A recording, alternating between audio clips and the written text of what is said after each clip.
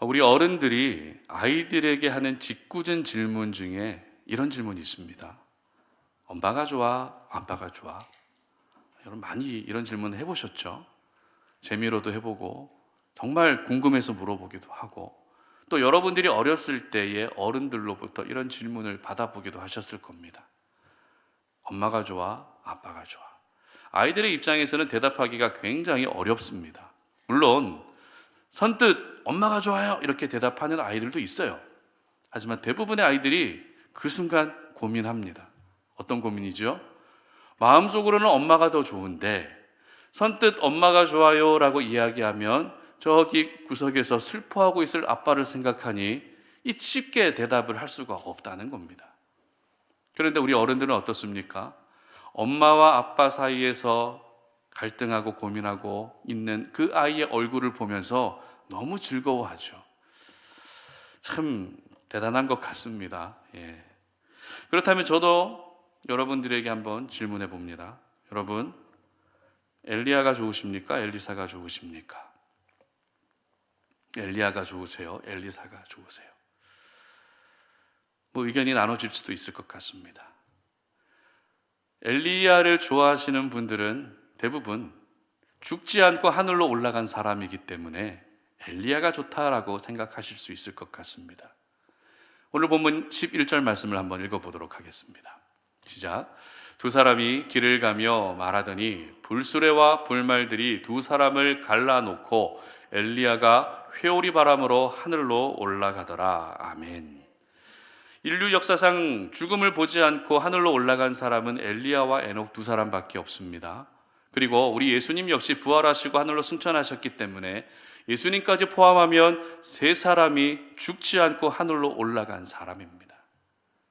만약 죽지 않고 하늘로 올라간 사람이 한 사람밖에 없었다라면 이건 우연이겠거니 그냥 이건 단순한 신화나 이야기거리라고 생각할 수밖에 없겠지만 죽지 않고 하늘로 올라간 사람이 세 사람이 돼야 된다는 것은 하나님이 이렇게 일하신다라는 것을, 어떤 상황과 환경에 따라서 이렇게도 일하신다라는 것을 우리에게 분명하게 보여주고 있는 사건입니다. 그리고 엘리야가 하늘로 올라갈 때 모습이 어땠습니까? 하늘에서 불수레와 불말들이 내려옵니다. 그리고 회오리 바람 위에 실려서 올라갔다고 굉장히 구체적으로 기록하고 있습니다. 어찌 보면 죽지 않고 하늘로 올라간 사람들 중에서 가장 드라마틱하게, 가장 영화처럼 승천한 사람이 엘리야라 할 수 있을 것 같습니다. 이처럼 저희들은 죽지 않고 하늘로 올라간 엘리야를 생각하면 부러움이 생기죠. 동경하는 마음이 생깁니다. 그래서 엘리사도 좋지만 나는 그래도 엘리야가 더 좋다라는 마음을 가질 수도 있을 것 같습니다. 자, 그렇다면 반대로 엘리사가 좋은 분도 계시죠. 엘리사가 좋은 이유는 뭘까요? 바로 엘리야보다 갑절의 능력을 받은 사람이 엘리사이기 때문에 이것을 보게 되면 나는 엘리사가 더 좋습니다라고 말할 수 있다는 것입니다. 9절 하반절 말씀을 한번 읽어봅니다. 엘리사가 이르되 당신의 성령이 하시는 역사가 갑절이나 내게 있게 하소서 하는지라. 아멘. 이미 우리가 엘리야의 행적을 살펴보면서 엘리야는 사르밧 과부의 죽은 아들을 살렸을 뿐만 아니라 갈멜산에서 바알과 아세라 선지자들과 싸워서 이겼습니다. 대단한 승리를 거둔 사람입니다. 그의 업적이 정말 기억에 남을 만한 업적입니다. 그리고 구약 성경의 가장 마지막 성경이라 할 수 있는 말라기 4장 5절의 기록을 한번 읽어봅니다. 시작. 보라, 여호와의 크고 두려운 날이 이르기 전에 내가 선지자 엘리야를 너희에게 보내리니. 아멘. 여기서 말하는 엘리야는 죽지 않고 하늘로 올라간 그 엘리야를 다시 땅으로 보내시겠다는 의미가 아닙니다. 신약시대에 들어와서 주의 오실 길을 예비하였던 세례 요한을 가리키는 표현이 엘리야입니다. 아무튼 엘리야가 어떤 사람이었습니까? 엘리야의 존재감은 구약시대뿐만 아니라 신약시대에도 특별하였다는 것입니다.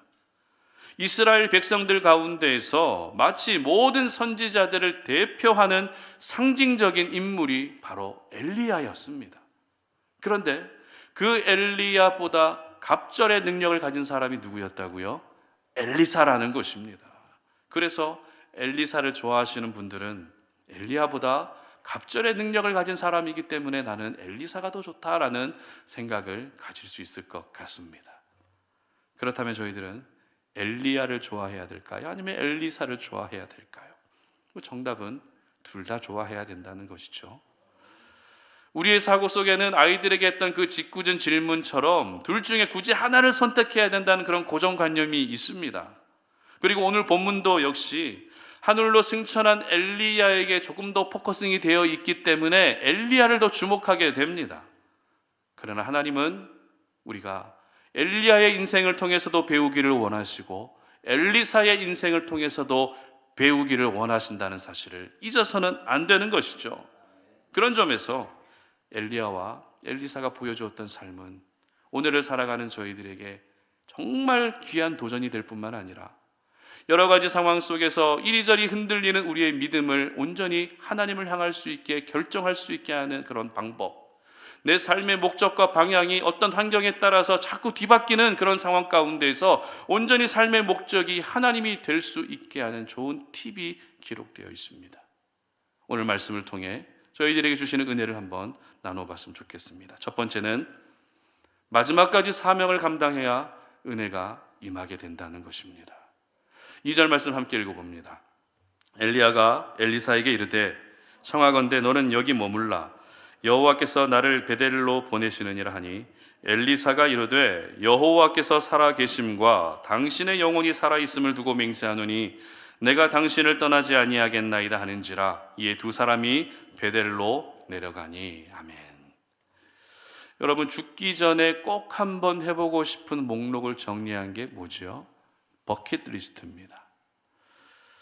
그래서 버킷리스트 1위부터 100위까지 정해놓고 하루하루 그 버킷리스트를 실천하기 위해서 그렇게 살아가는 사람들도 있습니다. 여러분도 버킷리스트가 있으실 것 같습니다. 어떤 분들은 그래도 내가 죽기 전에 세계 일주 여행은 한번 해봐야지 이런 생각을 가질 수 있고요. 또 어떤 분은 정말 어려운 도전을 내가 꼭 해봐야 되겠다 이런 생각을 하시기도 하죠. 또 어떤 분은 원 없이 그냥 하루 종일 잠만 자고 싶다 이런 것도 버킷리스트 중에 포함될 수 있습니다.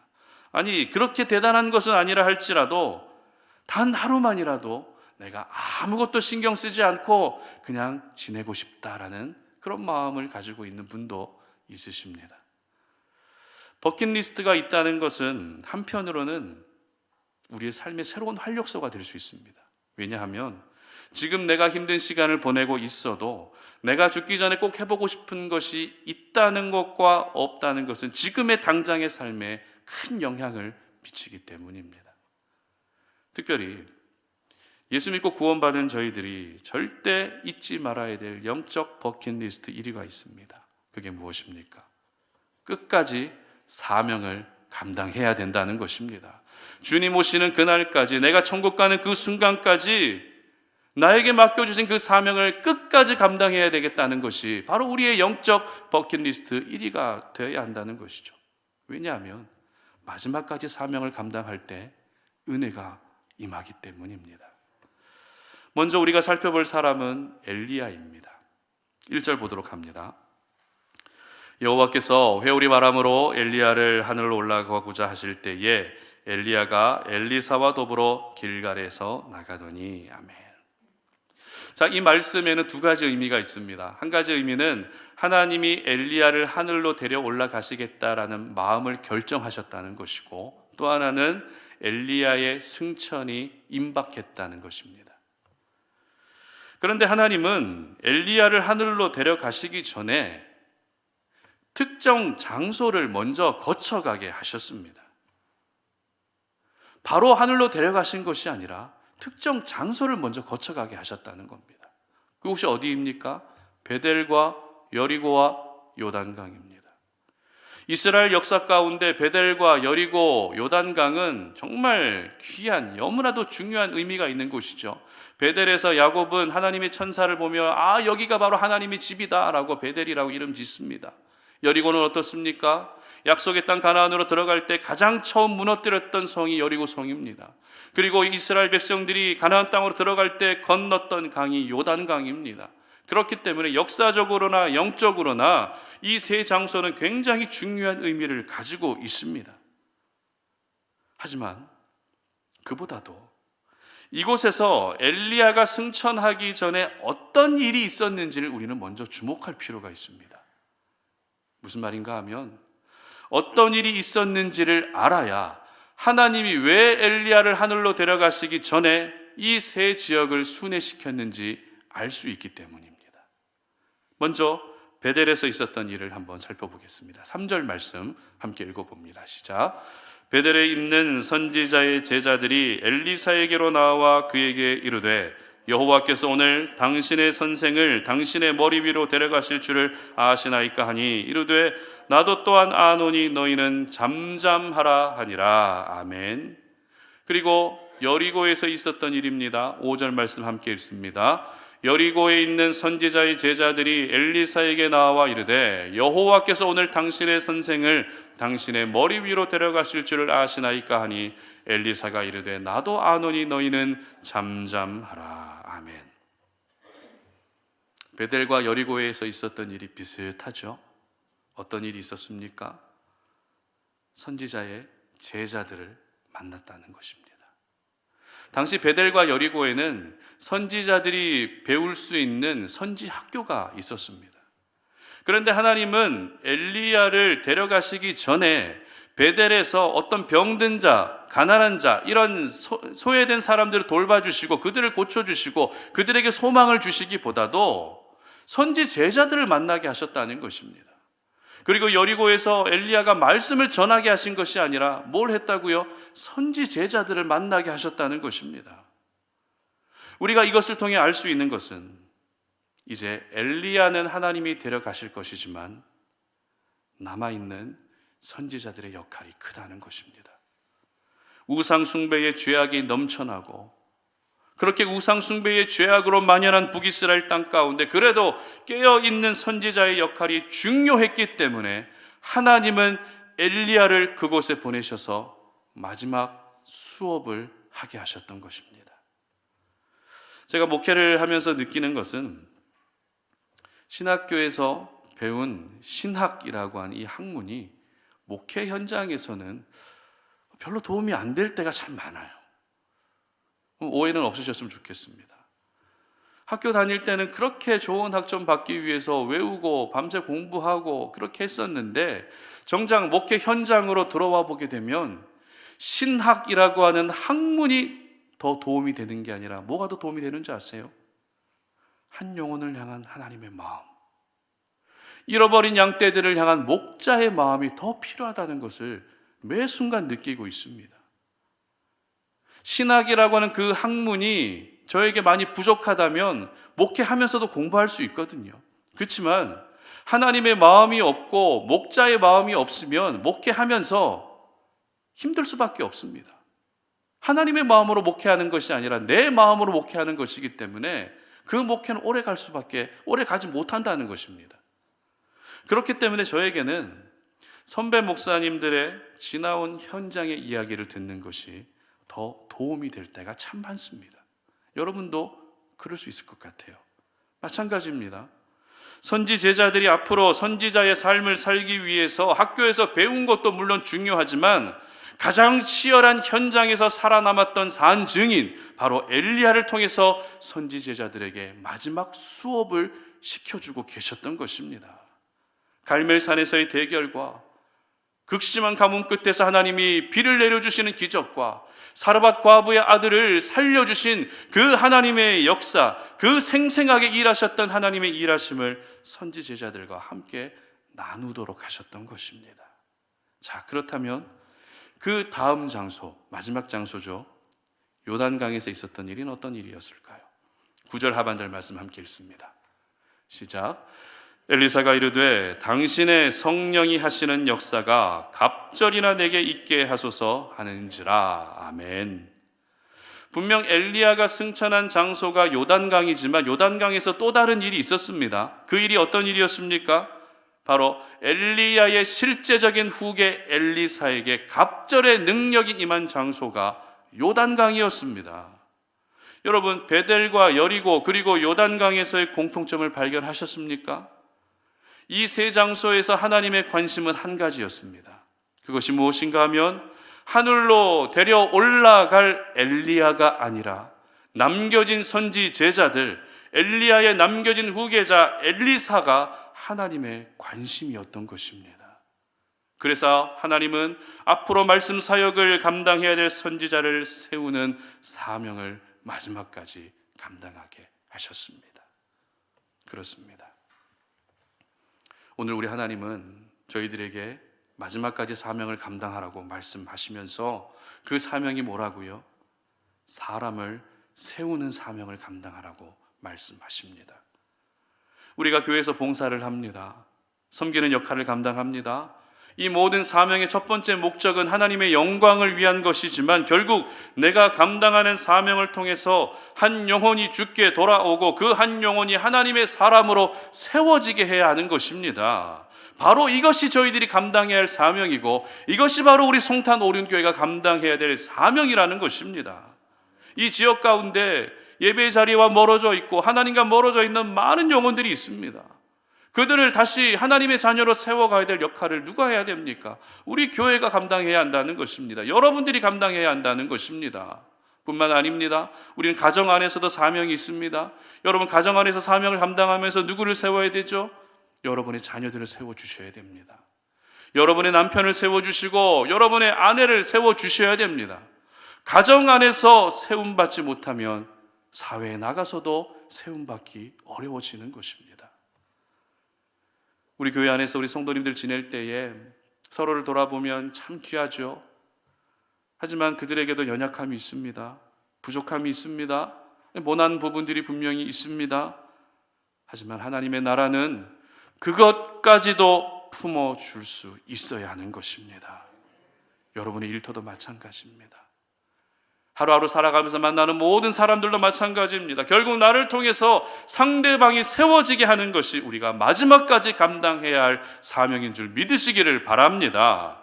우리 예수님도 역시 마지막까지 한 영혼을 세우는 일을 위해 수고하셨습니다. 죽기 전에 제자들을 불러 모으셨습니다. 그리고 그들의 발을 닦아주시면서 하나님의 사람으로 세워주셨습니다. 그리고 십자가에서 자신의 목숨을 희생시키시면서까지 영원한 죄와 사망과 저주 가운데 있던 그 영혼들을 하나님의 자녀로 세워주셨습니다. 그리고 오늘 본문의 엘리야는 마지막까지 선지 제자들과 엘리사에게 선지자 선배로서 인생 선배로서 마지막 수업을 진행한 후에 회오리 바람을 타고 올라가게 됩니다. 마지막까지 사명을 감당하고 났더니 그때 하나님이 약속하신 대로 죽지 않고 하늘로 올라가는 은혜가 임할 수 있었던 것입니다. 그러므로 우리 송탄 오륜의 모든 가족들에게 권면합니다. 도전합니다. 여러분, 마지막까지 사명을 감당할 수 있기를 바랍니다. 여러분이 마지막까지 감당해야 될 사명, 여러분의 영적 버킷리스트 1위는 마지막까지 감당하는 그 사명대로 사는 것이 여러분들이 살아야 될 삶이라는 것입니다. 특별히 한 영혼을 세우시고 사람을 세우는 그 사명을 통해서 나도 역시 하나님의 은혜를 경험할 뿐만 아니라 여러분이 세우신 그 한 사람 한 사람도 역시 동일한 하나님의 은혜가 임할 수 있기를 주님의 이름으로 축복합니다. 두 번째는 떠나지 않아야 은혜가 임하게 된다는 것입니다. 4절 말씀 함께 읽어봅니다. 엘리야가 그에게 이르되 엘리사야 청하건대 너는 여기 머물라 여호와께서 나를 여리고로 보내시느니라. 엘리사가 이르되 여호와께서 살아계심과 당신의 영혼이 살아있음을 두고 맹세하노니 내가 당신을 떠나지 아니하겠나이다 하니라. 그들이 여리고에 이르매 아멘. 여러분, 가끔 지금 있는 그 자리에서 훌쩍 떠나고 싶은 마음이 들 때가 있죠. 요즘처럼 가을 단풍이 예쁘게 물들어 있으면 떠나고 싶은 마음이 들 수 있습니다. 아니면 너무 힘들면 떠나고 싶죠. 내가 생각한 대로 일이 잘 풀리지 않으면 떠나고 싶은 마음이 듭니다. 그래서 잠시 떠나서 아무에게도 간섭을 받지 않고 조용하게 지내고 싶은 마음이 생길 수 있습니다. 하지만 반대로 절대 떠나고 싶지 않을 때도 있습니다. 지금의 매 순간이 행복하고 그 시간이 나에게 만족감을 주고 있다면 굳이 떠나고 싶은 마음이 생기지 않습니다. 분명 떠남으로써 얻게 되는 유익도 있지만 떠나지 않음으로써 얻게 되는 유익도 있습니다. 그 중에서 오늘 저희들은 떠나지 않았을 때 부어주시는 은혜에 대해서 한번 생각해 보려고 합니다. 앞서 살펴본 대로 엘리야를 통해서는 마지막까지 사명을 감당해야 은혜가 임한다라고 말씀을 드렸습니다. 그리고 이제 엘리사를 통해서는 떠나지 않아야 은혜가 임한다는 사실을 깨달을 수 있습니다. 엘리사는 엘리야와 함께 보내고 있는 그 1분 1초가 소중할 수밖에 없습니다. 하나님이 엘리야를 데리고 올라가실 것을 엘리야도 알고 있었고 엘리사도 알고 있었기 때문에 다시 돌아오지 않는 이 시간을 통해 엘리사는 더 성장하고 싶은 마음이 있었을 것입니다. 그래서 엘리야가 남기는 말 한마디에도 귀를 기울이고 엘리야가 보여주는 그 행동 하나도 관심을 가지고 주목할 수밖에 없었겠죠. 그런데 엘리야가 엘리사에게 남겼던 말은 굉장히 충격적인 말이었습니다. 전혀 뜻밖의 말이었습니다. 어떤 말이었습니까? 너는 여기 머물라. 너는 여기 머물라. 따라오지 말라는 것입니다. 베델에 있을 때는 너는 여기 베델에 그냥 머물러 있어. 여리고에 있을 때는 너는 그냥 여기 여리고에 머물러 있어. 따라오지 마. 엘리야는 승천하기까지 총 3번에 걸쳐서 엘리사에게 따라오지 말라고 이야기합니다. 엘리사의 입장에서는 납득하기 어려운 상황이죠. 그래도 마지막까지 후계자 엘리사와 동행하며 마지막 가르침을 전해주고 부탁의 말이라든지 유언의 말이라든지 이와 같은 이야기들을 남겨주는 것이 더 자연스럽지 않겠습니까? 그런데 엘리야는 엘리사의 마음을 아는지 모르는지 더 이상 나를 따라오지 말라고 선을 긋습니다. 하지만 엘리사가 어떤 사람입니까? 당신의 성령이 하시는 역사가 내게 갑절이나 있게 해주시옵소서라고 요청했던 사람이 엘리사입니다. 이것을 보면 엘리야와 엘리사는 기질과 성격 면에서 전혀 다른 사람이었다는 것을 알 수 있습니다. 엘리야는 로뎀나무 아래 앉아서 하나님 차라리 나를 죽여주시옵소서 이렇게 말할 정도로 굉장히 연약함을 가지고 있는 사람입니다. 하지만 엘리사는 어떻습니까? 당돌하기도 하고 저돌적이기도 했던 그런 사람입니다. 우리가 이 엘리야와 엘리사의 기질과 성격이 다르다라는 것을 통해서 알 수 있는 것은 하나님께는 우리 성격이 중요하지 않다는 것입니다. 조심스러운 성격의 사람도 하나님 사용하십니다. 그리고 추진력 강한 사람도 하나님이 사용하십니다. 그런데 우리는 어떻게 생각합니까? 하나님, 내가 이렇게 숫기도 없고 늘 부끄럼 타는 내가 어떻게 하나님 일을 할 수 있겠습니까? 어떻게 교회 봉사를 하겠습니까?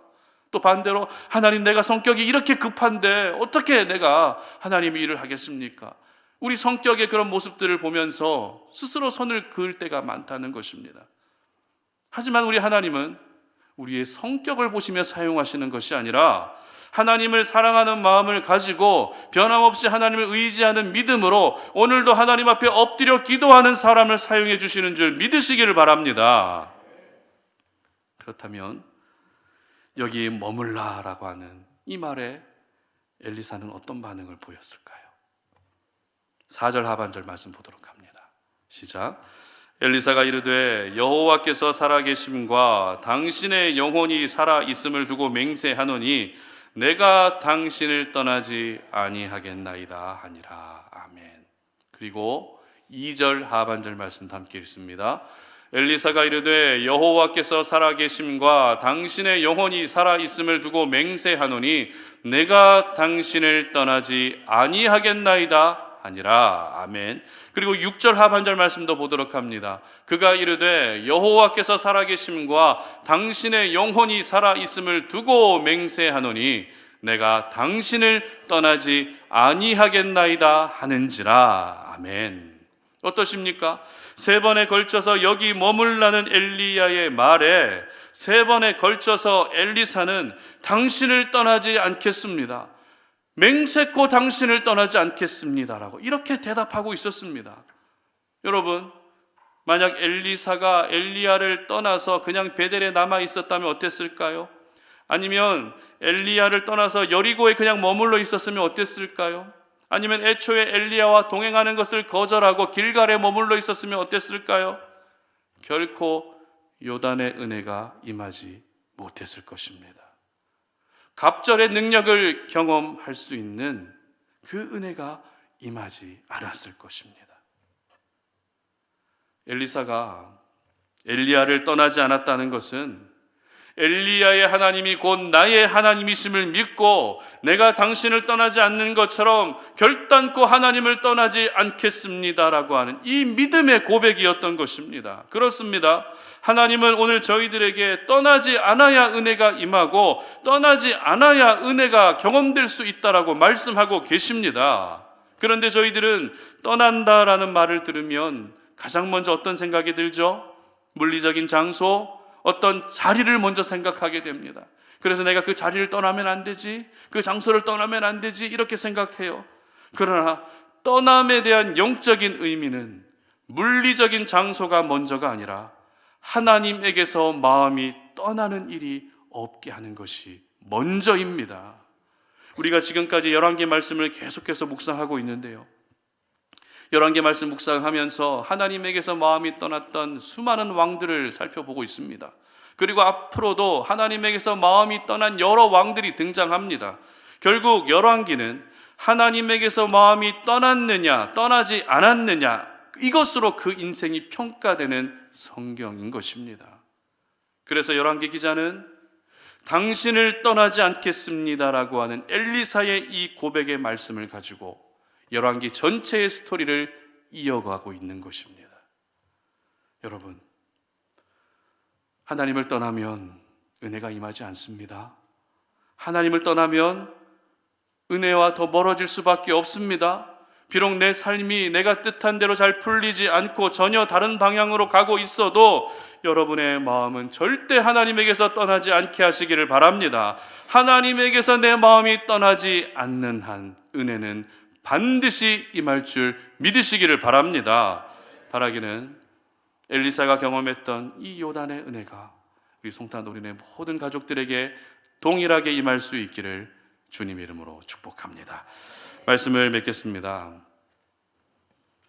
설교를 시작할 때 제가 드렸던 질문 다시 한번 여러분한테 한번 질문해 봅니다.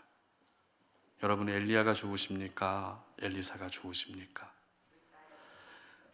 두 사람 다 좋아야 됩니다. 설교를 준비하면서 엘리야가 영성을 대표하는 사람이라면 엘리사는 열정을 대표하는 사람이라는 생각이 들었습니다. 예수 믿고 구원받은 하나님의 자녀는 영성도 있어야 되고 열정도 있어야 됩니다. 그러므로 우리는 엘리야와 엘리사 이 두 사람의 모두 인생을 함께 보고 배울 수 있었으면 좋겠습니다. 하나님의 은혜는 마지막까지 사명을 감당하는 사람에게 임하게 됩니다.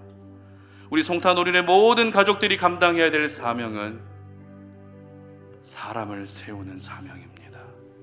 여러분을 통해서, 여러분의 희생을 통해서, 여러분의 수고를 통해서, 여러분의 사랑을 통해서 여러분 주변에 한 사람 한 사람이 하나님의 사람으로 세워질 수 있게 하시기를 바랍니다. 그리고 하나님의 은혜는 누구에게 임합니까?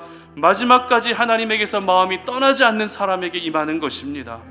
바라기는 우리 성도님들 모두가 엘리야와 엘리사 이 두 사람 인생을 모두 배우고 본받으셔서 하나님의 은혜가 매 순간 임하시는 그런 귀한 이번 하루의 삶, 그리고 이번 한 주간의 삶이 되시기를 주님의 이름으로 축복합니다.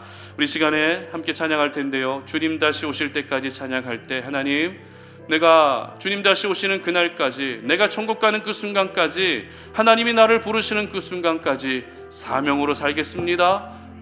하나님에게서 내 마음이 결코 떠나지 않겠습니다라고 하는 이 마음의 고백을 담아서 함께 찬양하도록 하겠습니다.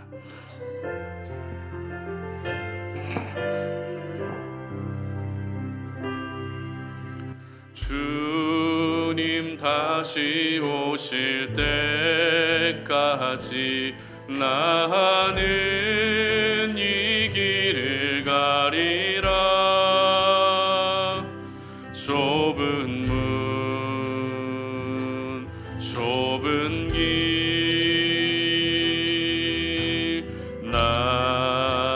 내 십자가 지고 나의 가는 이 길 끝에서 나는 주님을 보리라. 영광의 내 주님 나를 맞아주시리. 주님 다시 오실 때까지 나는 일어나 달려가리라. 주의 영광 온 땅 덮을 때 나는 일어나 노래하리. 내 사모하는 주님 온 세상 구주시라.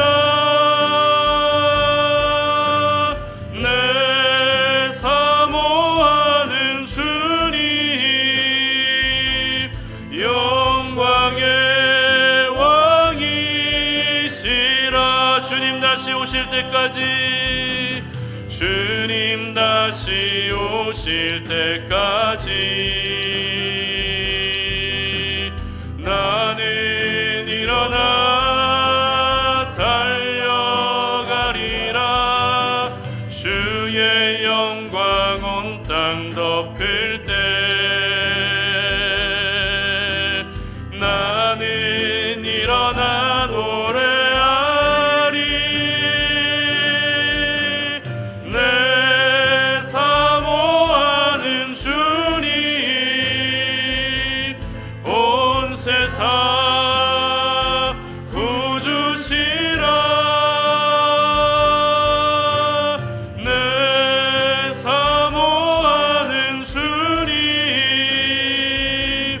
영광의 왕이시라. 아멘. 우리 이 시간에 함께 기도하는 시간 갖도록 하겠습니다. 엘리야와 엘리사가 활동했던 그 시대는 이스라엘 역사상 너무나도 암울하고 우상 숭배가 만연한 그런 시대입니다. 하지만 또 한편으로는 그 시대에 살았던 많은 사람들이 참 부럽기도 했습니다. 왜냐하면 엘리야와 엘리사와 같은 사람과 동시대를 살았기 때문입니다. 설교를 준비하면서 우리 송탄 올인의 가족들이 이 송탄 지역에, 평택 지역에 엘리야와 엘리사 같은 사람이 될 수 있었으면 좋겠다라고 하는 그런 감동이 있었습니다.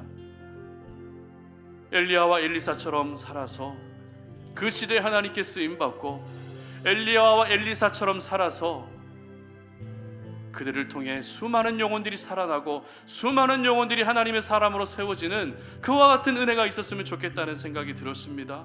여러분, 내가 엘리야와 같은 인생을 살기를 원합니다. 하나님, 내가 엘리사와 같은 인생을 살기를 원합니다.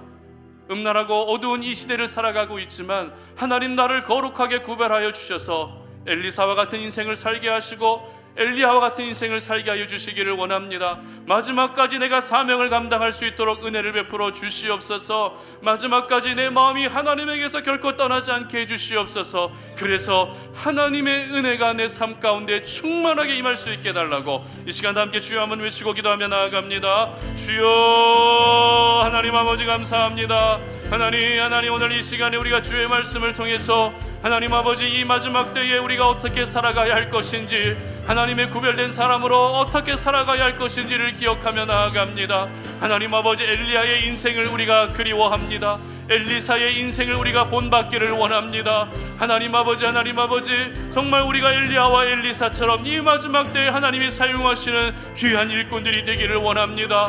하나님이여 은혜를 베풀어 주시기를 원합니다. 우리가 마지막까지 사명을 다할 수 있는 사명자로 살아가게 하여 주시옵소서. 하나님 아버지, 우리의 영적 버킷리스트 1위가 마지막까지 사명대로 살겠습니다라고 하는 이것이 바로 우리의 영적 버킷리스트 1위가 되게 하여 주시어서 하나님 아버지, 내가 감당하는 그 사명을 통해 내 자녀들이 세워지게 하시고, 내 남편이 세워지게 하시고, 내 아내가 세워지게 하시고, 나의 직장 동료들이 세워질 수 있도록 도와주시기를 원합니다. 하나님 아버지, 우리가 엘리사의 인생을 보면서 너는 여기 머물라 이야기하였지만 엘리사는 내가 여기 머물지 않고 끝까지 따라가고 결국에는 내가 당신을 떠나지 않겠습니다라고 이렇게 고백함으로 말미암아 갑절의 은혜가 임하였던 그 역사들을 보게 됩니다. 하나님 아버지, 정말 우리의 마음이 결코 하나님에게서 떠나는 일이 없게 하여 주시기를 원합니다.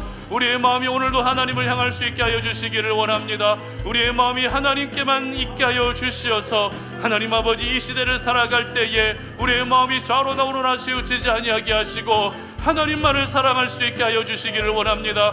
그래서 하나님 아버지, 우리 송탄 올인의 모든 가족들에게 요단의 은혜가 임하게 하여 주시기를 원합니다. 요단의 은혜가 우리 모든 송탄 올인의 가족들에게 충만하게 임하여서 그 은혜로 우리가 살 수 있도록 도와주시옵소서. 살아계신 하나님, 오늘 이 귀한 날을 거룩하게 구별하여 주님 앞에 드리며 하나님 아버지 앞에 예배하면서 우리 하나님이 우리에게 주셨던 그 생명의 말씀을 다시 한번 마음 깊이 새깁니다. 너무나도 악하고 음란한 세대를 살아가고 있는 저희들이지만 그 시대 가운데에서도 엘리야가 있었고 엘리사가 있었습니다. 선지 학교에서 준비하고 있었던 선지 생도들이 있었습니다. 시대가 악하면 악할수록 하나님은 더욱더 강력하게 일하신다는 것을 우리가 기억하오니 이 자리에서 함께 예배하는 우리 모든 당신의 사랑하는 백성들이 이 악하고 음란한 세대에 엘리야와 같이, 엘리사와 같이 하나님께 귀하게 쓰임받을 수 있는 하나님의 사람 되게 하여 주시옵소서. 엘리야의 열정도 배우게 하시고 엘리사의 영성도 함께 배울 수 있는 저희들이 되기를 원합니다. 아버지 하나님, 그래서 우리가 마지막까지 하나님이 우리에게 맡겨주신 그 사명을 통해서 하나님이 우리에게 붙여주신 그 한 영혼 한 영혼들을 세워가는 일들을 감당할 수 있게 하여 주시고 마지막까지 우리의 마음이 하나님에게서 떠나지 않도록 도우셔서 결국에는 우리 모두에게 요단의 은혜가 임할 수 있도록 도와주시옵소서. 이번 주를 살아가면서 우리 송탄 올인의 모든 가족들 삶의 현장에 하나님이 먼저 나아가 주셔서 모든 악한 것들로부터 막아주시고 모든 사건 사고로부터 막아주시고 세상 가운데서도 거룩하게 구별되어 살아갈 수 있는 주의 백성들이 되게 하여 주셔서 다음 주에도 영광의 예배를 이 자리에 함께 모여서 올려드릴 수 있도록 도와주시옵소서. 이제는 우리 주 예수 그리스도의 은혜와 하나님 아버지의 끝없는 사랑과 성령의 교통하심이 오늘 이 시간 주님 앞에 나와 예배하며 하나님의 말씀을 듣고 엘리야처럼 엘리사처럼 이 마지막 때에 하나님이 원하시는 사람이 되어 결국에는 요단의 은혜가 임하기를 소망하는 우리 모든 성도님들 머리 위에 이제로부터 영원토록 함께 하시기를 간절히 축원하옵나이다. 아멘.